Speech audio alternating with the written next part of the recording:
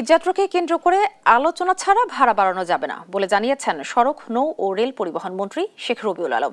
ঈদযাত্রা উপলক্ষে শুক্রবার সকালে কমলাপুর রেল স্টেশন পরিদর্শন শেষে মন্ত্রী জানান, এবার ঈদযাত্রায় রেল, সড়ক ও নৌপথে পরিবর্তন আনা হয়েছে।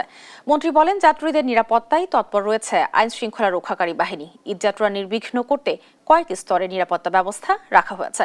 এছাড়াও টিকিটবিহীন যাত্রী এড়াতে প্ল্যাটফর্মের বাইরে চেকিং ব্যবস্থা রয়েছে।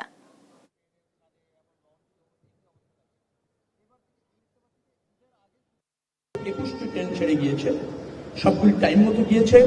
দুটি ট্রেন মনে হয় 40 মিনিট লেট হয়েছে। এটার একটা কারণ ছিল, একটা অ্যাক্সিডেন্টের কারণে বেশ কিছুদিন ধরে 3 ঘন্টা লেট হচ্ছিল ওই দুটি ট্রেন। আজকে 40 মিনিটের মধ্যে আমরা নিয়ে আসতে পেরেছি। 15 তারিখ থেকে পর্যাপ্ত তেল পাবলিক পরিবহনে সরবরাহ করা হবে, আর তেলের দাম বাড়ানো হবে না, যার ফলে ভাড়া বাড়ছে না আর দুর্ভোগ হওয়ার সম্ভাবনা আমি দেখছি না।